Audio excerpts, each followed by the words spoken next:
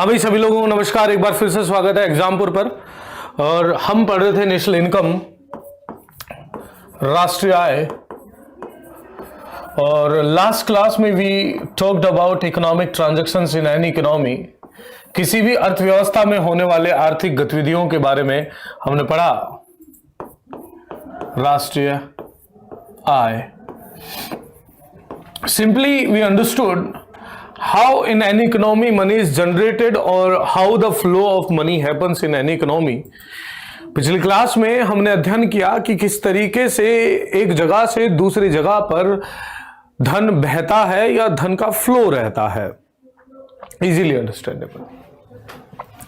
Now question comes, what is national income? What is national income? सवाल यह है कि राष्ट्रीय आय होती क्या है। What is income basically? Income is reward for any work। आय क्या होती है? किसी कार्य के बदले इनाम को आय कहते हैं। बट भारत कहां काम करने जाता है, या भारत किसके यहां काम करता है? कहीं नहीं। लेकिन हमारे यहां जो गुड्स एंड सर्विसेज बनी, goods and services produced in a country,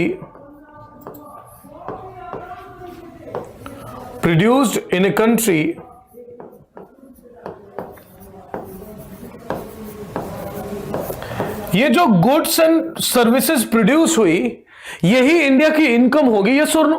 अच्छा, दूसरे एग्जांपल से लेते हैं। Take for example, there is a boy, वो कहीं काम नहीं करता। तो हुआ यूं कि उसके घर वाले परेशान थे, मेरे पास आते हैं कि सर ये कहीं काम नहीं करता। मैंने कहा बेटा एक काम कर, मार्कर बनाने की फैक्ट्री लगा ले। उसने कहा सर मैं सामान नहीं बेचूंगा। मैं ठीक है कोई बात नहीं, मार्कर बना। डेली वो एक मार्कर बना रहा था। तो एक महीने में कितने मार्कर हो गए? 30 मार्कर हो गए। तो उस व्यक्ति की आय, उस लड़के की आय कितनी हो गई? 30 मार्कर। अब 30 मार्कर बाजार में कितने के बिकेंगे? बाजार में let's suppose these are of 300 bucks, 300 रुपए के बिक रहे हैं। तो तकरीबन उसने कितने की इनकम जनरेट कर ली? 300 रुपए की। उस बच्चे की इनकम कितनी है? 300 rupees. The same is the scenario with nation. Bharat के साथ भी सेम वही कंडीशन होगी, वही सारी बातें होंगी। So what is national income? National income is final value of goods and services produced in a country within a period of time। Hindi में राष्ट्रीय आय किसी एक निश्चित राष्ट्र में,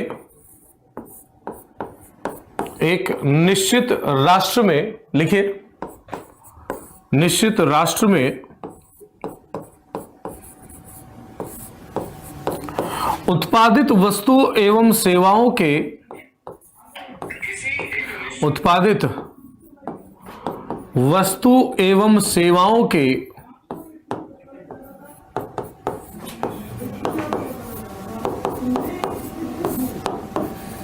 अंतिम मूल्य को, अंतिम मूल्य को, मूल्य को राष्ट्रीय आय कहते हैं। क्या कहते हैं बेटा? राष्ट्रीय आय कहते हैं। Clear? What is national income? National income is basically simply final value of goods and services produced in a country with in a certain period of time. किसी एक निश्चित समय में किसी निश्चित राष्ट्र में उत्पादित वस्तु एवं सेवाओं के अंतिम मूल्य को ही क्या कहते हैं? राष्ट्रीय आय कहते हैं। Please note down this definition. इस परिभाषा को लिख लीजिए और मुझे बताइए डन डनाडन, then we will move forward. फिर आगे चलेंगे।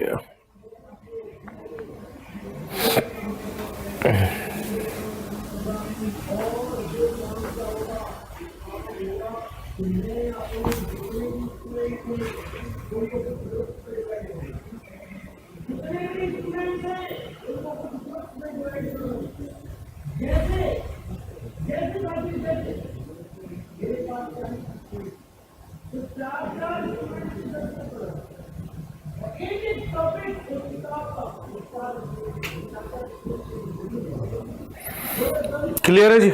चलो, so this is the definition. Now we'll talk about what to not include, what not to include, or what is not included. Rather, it will be the right language. What is not included in national income?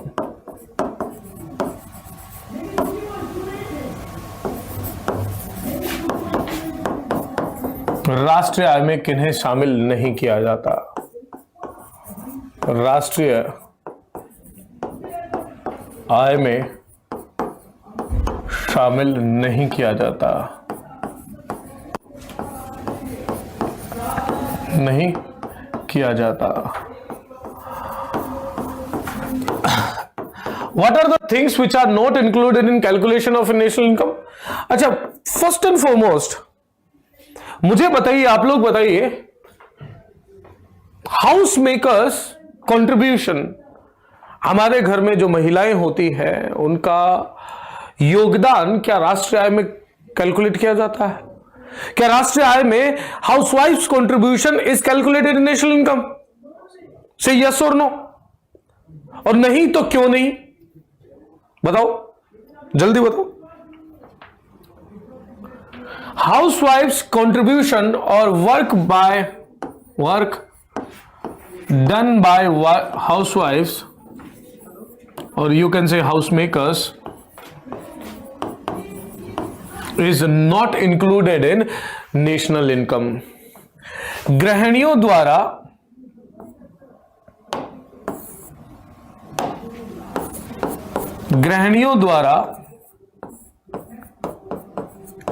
किए गए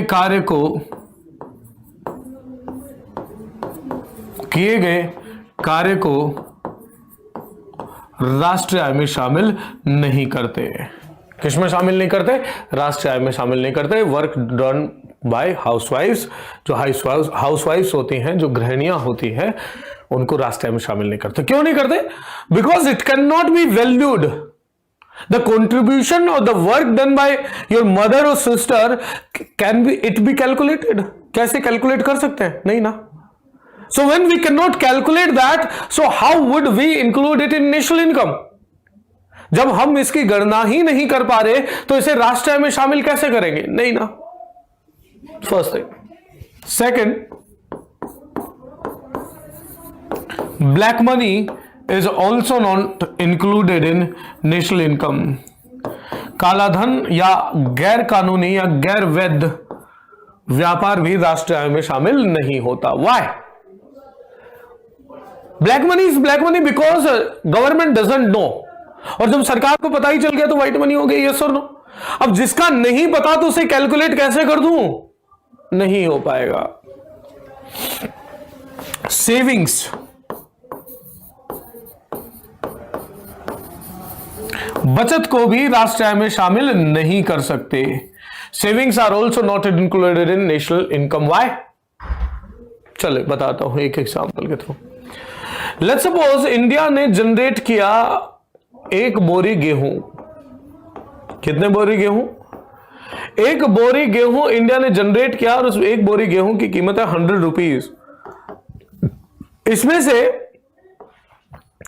यदि आपने 50 रुपए save कर लिए, आधा बोरी गेहूं सेव रख लिया, सेफ रख लिया, सुरक्षित रख लिया, तो अगले साल जो भी उत्पादन होगा, अगले साल लेट्स सपोज अगले साल भी एक बोरी हुई, तो अगले साल की नेशनल इनकम कितनी होगी? 100 और 150? केवल 100 होगी ना। यदि इस 50 को इसमें काउंट करता हूं तो यहां भी काउंटिंग होगी, तो डबल काउंटिंग हो जाएगी। से यस और no? So that is why savings are not included in national income.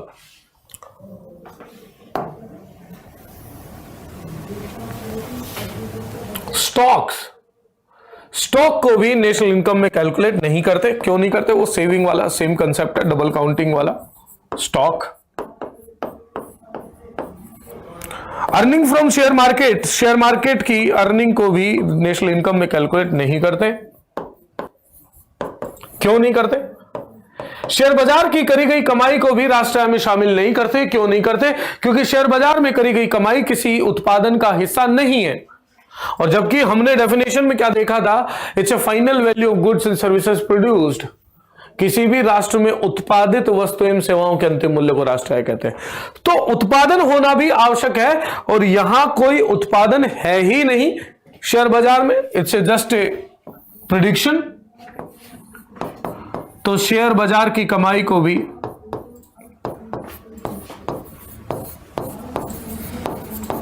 राष्ट्रीय आय में शामिल नहीं करते।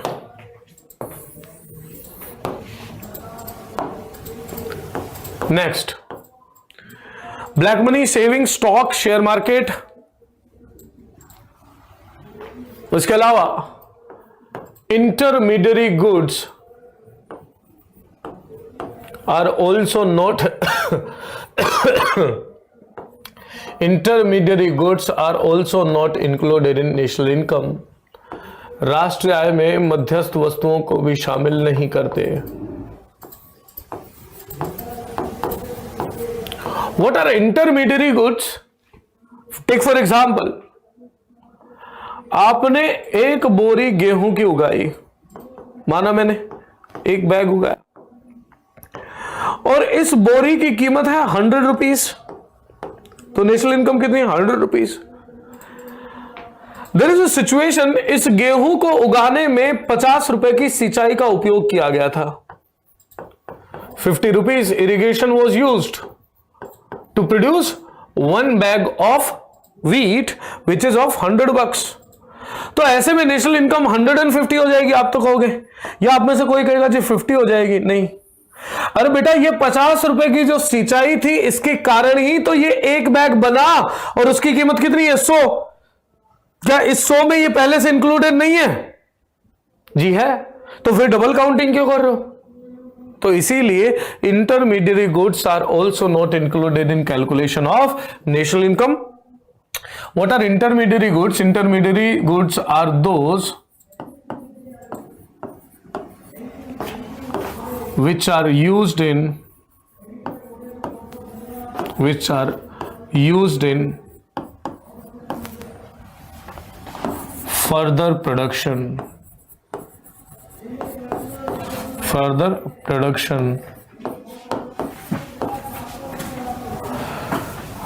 मध्यस्थ वस्तुएं वह वस्तुएं होती हैं जिनका उपयोग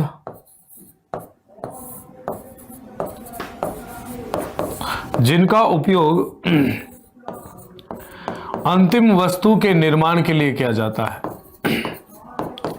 जिनका उपयोग अंतिम वस्तु के निर्माण के लिए किया जाता है,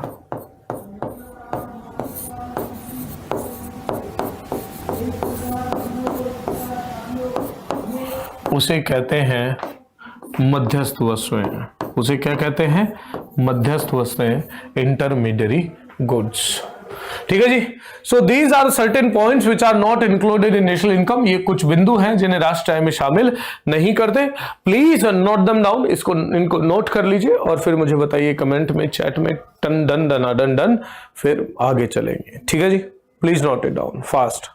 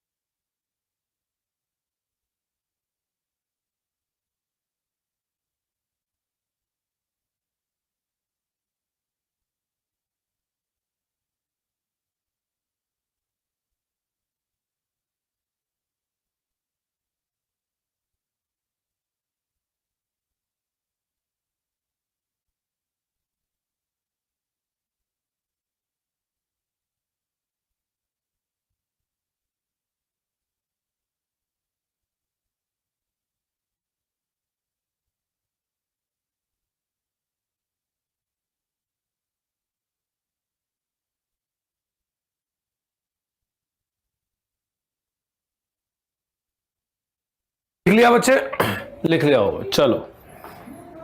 should we erase it? Okay, we have erased it. Now look at the historical perspective of national income.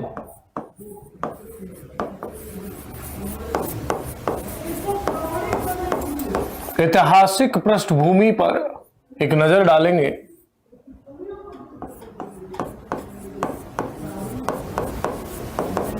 ऐतिहासिक पृष्ठभूमि पर एक नजर। सिचुएशन यूं है कि 1857 का जो रिवोल्ट होता है ये प्रूव कर देता है कि Britishers are just here for exploitation. अंग्रेज यहां केवल और केवल शोषण के लिए हैं, ब्रिटिशर्स सिंपली। अब हम सब लोगों को कहने लगे जी इन्होंने हमें लूट लिया, देन ब्रिटिशर्स सेज कि भैया कैसे लूटा, क्या था क्या नहीं था आपके पास, आप ये बताइए। तो इसका जवाब दिया 1860 1860s में, 1860 के दशक में एक व्यक्ति आते हैं जिनका नाम था दादा भाई नेहरू। क्या नाम था? दादा भाई नेहरू। अंग्रेजी माध्यम वाले विद्यार्थी भी ध्यान दें, इनका अंग्रेजी में भी नाम क्या निकलेगा? दादा भाई नेहरू ही निकलेगा। दादा भाई नेहरू।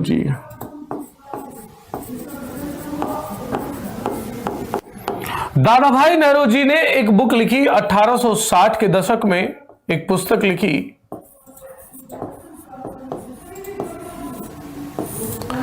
पुस्तक का नाम था poverty and un British rule in India. क्या नाम था?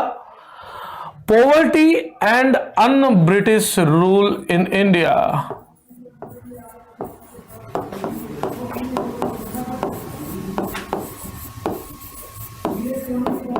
This was the name of book, Poverty and Un-British Rule in। Hindi में भी इस बुक को यही कहेंगे, Poverty and Un-British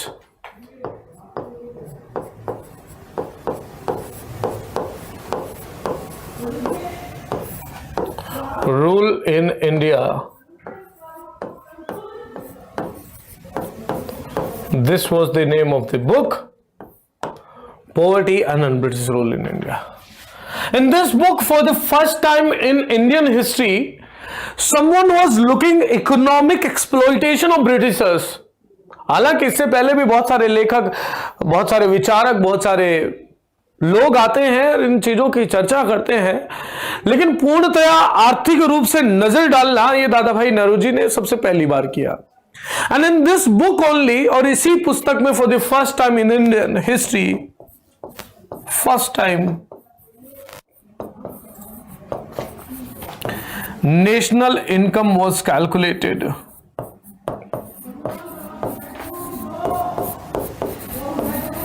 National income was calculated। और इस तरीके से भारत में पहली बार राष्ट्रीय आय की गणना की गई।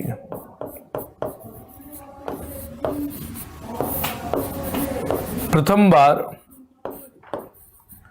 राष्ट्रीय आय की गणना की गई। And according to Dada Bhai Naoroji, at the time the national income was, or according to Dada Bhai Naoroji, per capita income at that time, Bharat में लोगों की उस समय जो प्रति व्यक्ति आय थी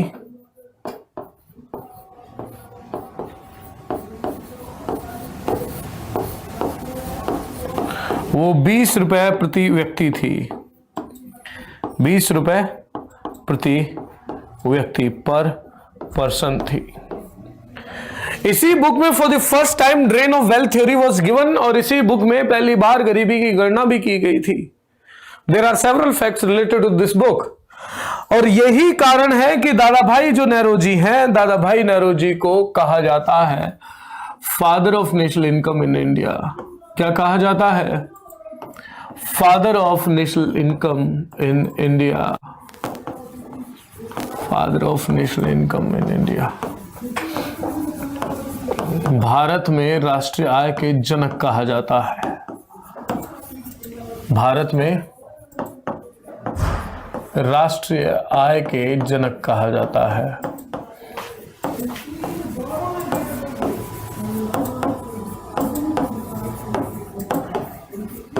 father of national income in India. Please note it down, इतना सारा लिख लीजिए और फिर कमेंट सेक्शन में लिख के बताइए done done done done done, फिर we will move forward. Please लिख लीजिए इसे, please note this down.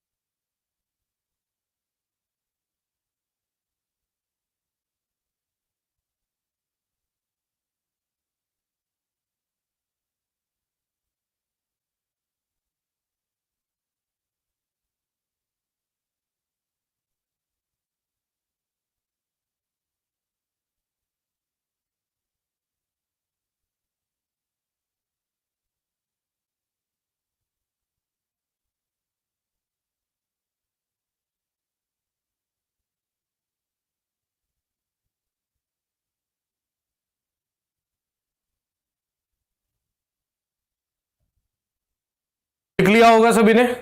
Have you wrote it down? चलिए बच्चे लोग, अब थोड़े से दो चार फैक्ट और इसके बारे में।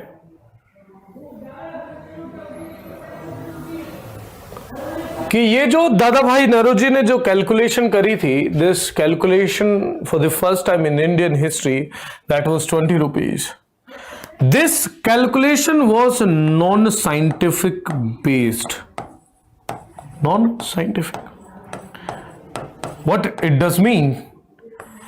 अर्थात ये जो गणना की गई थी ये गैर वैज्ञानिक पद्धति पर आधारित थी। अर्थात इसके पीछे कोई साइंटिफिक फॉर्मूला वगैरह तो नहीं था। हाँ, एक साइंटिफिक एक्सप्लेनेशन भी नहीं था कि क्यों ये चीजें जोड़ी गई। इन्होंने कुछ अवधारणाएं ली, कुछ बेसिक अजम्पशंस लिए और उसके उस पे बेस्ड ये कैलकुलेशन करने लगे। 1930 में यूनाइटेड स्टेट्स ऑफ अमेरिका में एक लड़का है जिसका नाम है Simon Kuznets. Simon Kuznets was United states of America citizen. और इसने क्या किया, यूएस कांग्रेस जो होती है, मतलब वहां की जो पार्लियामेंट होती है, इसके सामने पहली बार जीडीपी का कंसेप्ट इवॉल्व किया। For the first time in mankind history GDP was named और GDP was discussed by Simon Kuznets. दुनिया के इतिहास में या मानव की जाति के इतिहास में पहली बार जीडीपी की चर्चा की जा रही है साइमन कुजनेट के द्वारा अमेरिका की कांग्रेस में, अमेरिका की संसद में, यूनाइटेड स्टेट्स ऑफ अमेरिका के कांग्रेस में।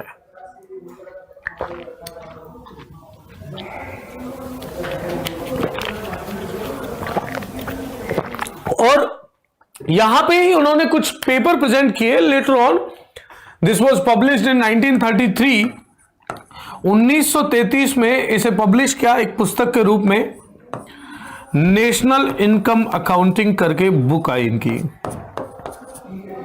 नेशनल इनकम अकाउंटिंग, राष्ट्रीय आय लेखांकन कर एक इनकी पुस्तक आई, बुक आई। And in this book how national income should be calculated, or what will be the certain formulas, or what will be the methodologies to calculate national income was clearly explained. And let me tell you one thing, up to today, the formula or the theories written by Simon Kuznets are used in national income accounting up to today. That is why, यदि आपको पूछ लिया जाए father of national income internationally, if the question asks internationally, father of national income accounting, father of national income accounting,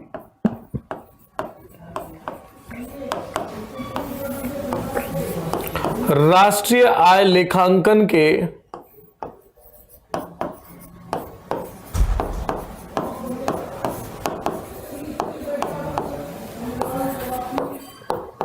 जनक या पितामह कौन है?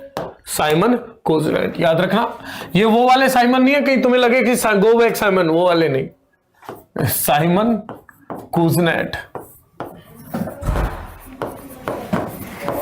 Simon Kuznets. So Simon Kuznets is known as national father of national income accounting, राष्ट्रीय लेखांकन के पिता कहे जाते हैं Simon Kuznets, because for the first time in Congress he was the person who calculated GDP or who gave the concept of GDP or who talked about the GDP. GDP के बारे में सबसे पहले एक विस्तार से परिचर्चा रखने वाला व्यक्ति था Simon Kuznets. That is why Simon Kuznets is known as father of national income accounting. In 1933 itself, Bharat में भी 1933 में एक व्यक्ति आता है जिसका नाम है डॉक्टर वीके आरवी राव. इनकी फुल फॉर्म नहीं पूछना मेरे से क्योंकि मुझे खुद को नहीं आती, क्योंकि बहुत लंबी है और एग्जामिनर भी आपको नहीं पूछता. 1933 में एक व्यक्ति आता है doctor VK RV Rao, and for the first time in Indian history, और भारत के इतिहास में पहली बार first time national income was calculated on scientific basis, was calculated scientifically, scientifically. Bharat में सर्वप्रथम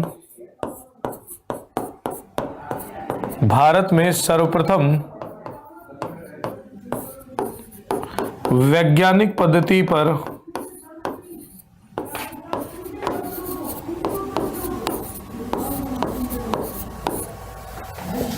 राष्ट्रीय आय की गणना की गई.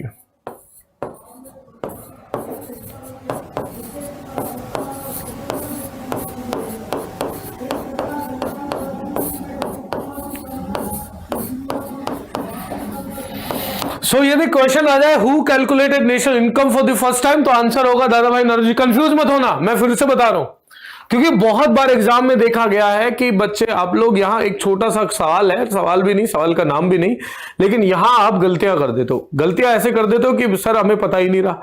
तो याद रखिएगा, national income was calculated scientifically for the first time, then तो आंसर होगा आपका डॉक्टर वीके आरवी राव. और साइंटिफिकली वर्ड यूज नहीं किया है या नॉन साइंटिफिक वर्ड यूज किया है. यदि परीक्षक ने वैज्ञानिक शब्द का उपयोग नहीं किया या गैर वैज्ञानिक पद्धति का उपयोग किया है या गैर वैज्ञानिक पद्धति शब्द का उपयोग किया है, तो ऐसे में आपका आंसर जो होगा वो होगा दादा भाई नरोजी. और वैज्ञानिक शब्द यूज किया तो कौन सा होगा? Doctor VK RV Rao. बात आई गई हो गई, बात आई गई हो गई. 1949 में 1949 में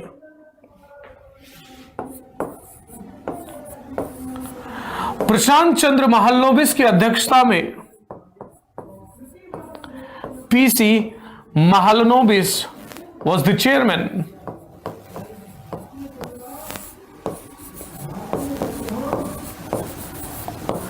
पीसी महालनोबिस की अध्यक्षता में एक समिति बनाएगी. इस समिति का नाम था नेशनल इनकम कमिटी.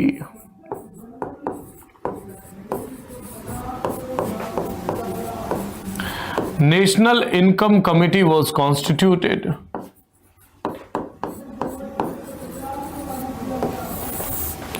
राष्ट्रीय आय समिति की स्थापना कर दी जाती है। कब? 1949 में। And there were two other members also. Chairman याद रखिएगा, कई बार नेशनल इनकम कमेटी के चेयरमैन भी पूछ लिया जाता है, अध्यक्ष भी पूछ लिया जाता है, तो याद रखिएगा अध्यक्ष कौन है? PC Mahalanobis. If I talk about members, यदि मैं बात करूं सदस्यों की, मेंबर्स की, तो मेंबर्स थे इसमें प्रोफेसर गाडगिल,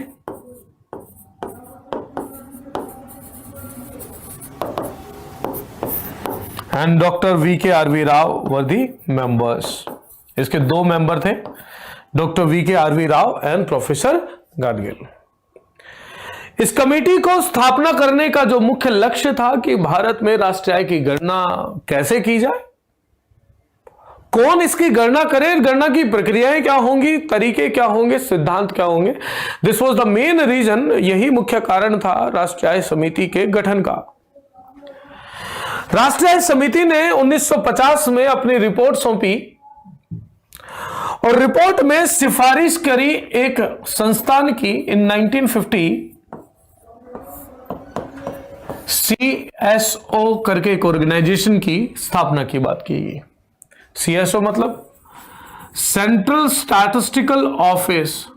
अच्छा, तब तो ऑर्गेनाइजेशन था, सेंट्रल स्टैटिस्टिकल ऑर्गेनाइजेशन, केंद्रीय सांख्यिकी संगठन, केंद्रीय सांख्यिकी गठन, सांख्यिकी संगठन की स्थापना की बात की गई। 1951 में इसको स्थापना भी कर दी गई और इसका मुख्य उद्देश्य था, जो ऑब्जेक्टिव था,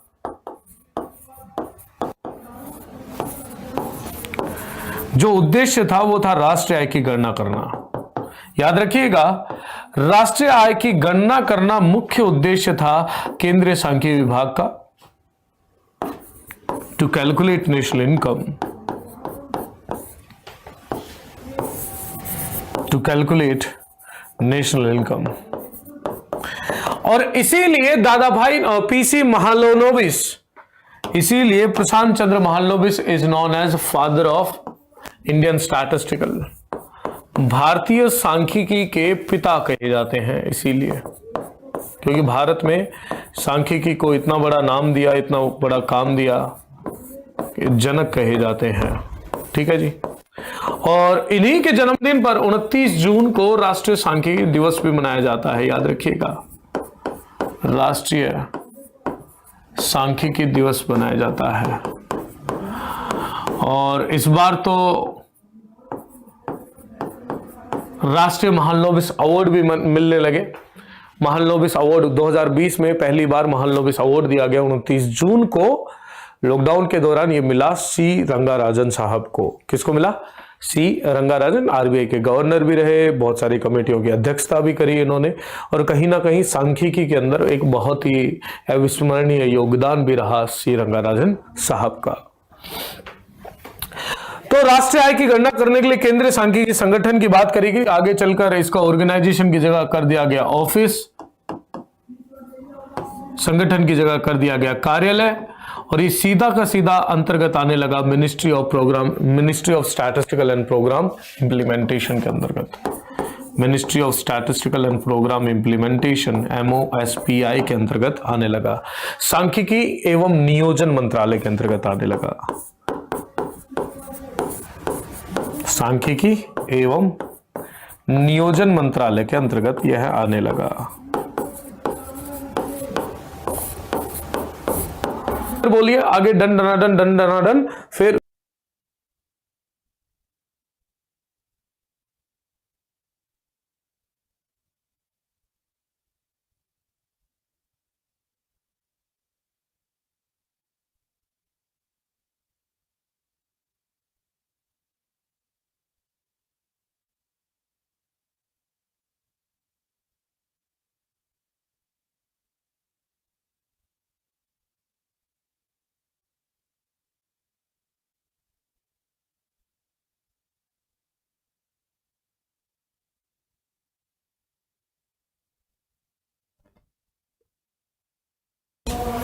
लिख लिया भाई, चलो।